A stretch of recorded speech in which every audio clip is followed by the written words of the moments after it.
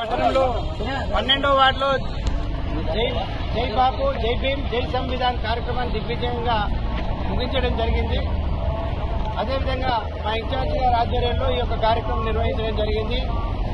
12వ ward మొత్తం town అంతా కూడా కలిదిరగడం జరిగింది. 12వ వార్డులో అదేవిధంగా నిన్న జరిగిన ఒక సమావేశంలో బీఆర్ఎస్ పార్టీ సమావేశంలో కర్రె వెంకటయ్య గారు మాట్లాడుతూ వీర్లయ్య గారు వచ్చినాక 90% వర్కులు వెనకపోయినాయి, ఏ పని అన్నా కానీ చేయడం లేదని చెప్తా ఉన్నాడు. అది ఎంతవరకు పద్ధతో మీరు ఆలోచించండి. యాదగిరిగుట్ట పైన డార్మెటరీ హాల్ పెట్టింది ఎవరు? యాదగిరిగుట్ట పైన చలవ పందులు వేయించింది ఎవరు? యాదగిరిగుట్ట పైన కోనేరుని పునరాభివృద్ధి చేసింది ఎవరు? యాదగిరిగుట్ట కింద ఉన్న 300 ఆటో కార్మికులు అలలాడి మాజీ ఎమ్మెల్యే గారి ఇంటికి పోతే నాతోని కాదని చెప్పింది ఎవరు?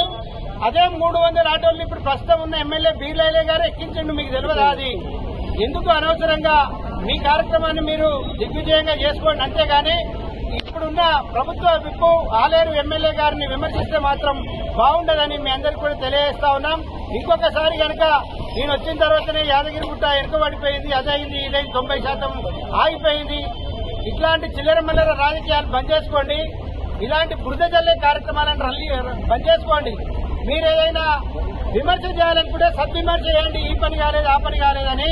ఇవాళ యాదగిరిపల్లి రోడ్డు చూడండి ఒకసారి, మొత్తం సీసీ రోడ్డు వేయించమని కాంట్రాక్టర్ ఆర్డర్ చేసి ఈ రోజు యాదగిరిగుట్టలో యాదగిరిపల్లి ప్రజలు పడుతున్న ఇబ్బందులను చూసి ఆ రోడ్డు వేయిస్తా ఉన్నారు. దాని అయిపోయిన తర్వాతనే ఇమీడియట్ గా ఎమ్మెల్యే గారు ఈఎన్సీ గారికి, డిఈ గారికి, ఏఈ గారికి పాతగుట్ట టౌన్ లో పాతగుట్ట రోడ్డుకు వెళ్లే పాతగుట్ట దేవస్థానానికి వెళ్లే రోడ్డు కూడా పునరుద్ధరించాలని వారికి తెలియజేయడం జరిగింది. ఇన్ని పనులు చేస్తా ఉన్నా మీ కంటికి కనబడతలేదు. పచ్చ కామెంట్లోనికి లోకమంతా పచ్చ కనబడ్డట్టే ఉంది. ఇంకోసారి ఇటువంటి చిల్లర మల్లర ఆయన మీద చిల్లర మల్లర రాజకీయాలు చేస్తే మాత్రం ఎవ్వరు కూడా ఊరుకోరని మీ అందరూ కూడా హెచ్చరిస్తా ఉన్నాం.